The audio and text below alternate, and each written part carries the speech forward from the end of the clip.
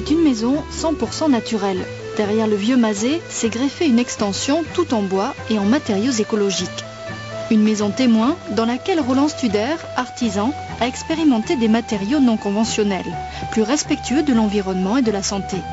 Depuis 15 ans, Roland a choisi de travailler avec des solutions alternatives en proposant par exemple des isolants autres que les habituelles laines de verre. Les laines minérales ont l'inconvénient d'avoir un risque important à la pose et à l'utilisation de dégagement de poussières toxiques dans l'environnement, dans l'air ambiant.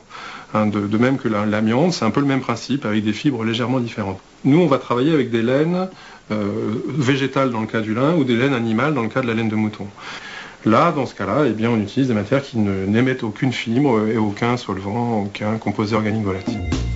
Ouate de cellulose, roseau, lin, fibres de coco, chanvre, on redécouvre des matières qui ont longtemps été utilisées avant d'être détrônées par des composés plus techniques, souvent aussi plus allergisants et plus toxiques à la fabrication comme à l'usage. Ça, c'est un panneau de liège expansé qui remplace les panneaux plastiques polystyrène extrudé, polystyrène expansé.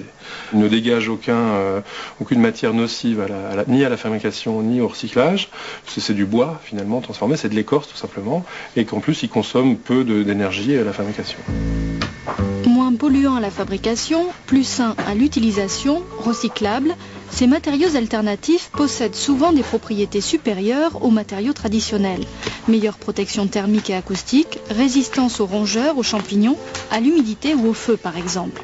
Autre atout, ils dégagent souvent une indéniable sensation de bien-être. On s'est aperçu qu'une matière de base, une matière proche du végétal, du bois, des éléments les plus simples, en fait, parlait d'une certaine manière au corps humain et que les gens spontanément se trouvaient bien, se trouvaient à l'aise dans des matériaux les plus simples, dans du bois, dans de la pierre et dans de la terre cuite. Tous les gens qui rentrent dans ces pièces me disent maintenant je me sens bien et ils ne peuvent pas tellement le qualifier. Mais il y a quand même des questions, mais qu'est-ce que vous avez fait là?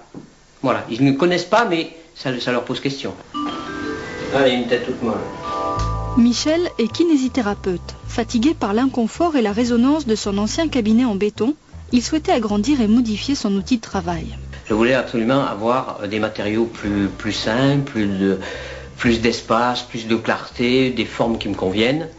Bon, j'ai pensé que ça serait intéressant de pouvoir vivre une expérience avec d'autres matériaux. Voilà. L'idée a été à la fois d'agrandir et d'améliorer l'existant. On a travaillé sur l'existant en changeant la matière des murs, en changeant la matière des sols, voire la matière des plafonds, et en recloisonnant, et en modifiant les circulations des gens à l'intérieur, des lumières, etc. Ossature en bois, isolant naturel, cloison en plâtre pur, peinture sans solvant, le nouveau cabinet de Michel lui a évidemment coûté plus cher qu'une construction traditionnelle. Surcoût, 20% au moins. Il y a un surcoût en général à la construction qui est lié à la qualité des matériaux qui sont utilisés et puis aussi au fait qu'on utilise des matériaux qui sont encore produits en petite série pour l'instant. Un surcoût qui permet à l'arrivée des économies d'énergie et un gain pour la santé et l'environnement plus difficile à chiffrer. Pour ces raisons sans doute, construire un habitat sain reste l'aventure de quelques-uns, convaincus qu'il vaut mieux prévenir que guérir. Alors notre invité est Dominique Toiteau.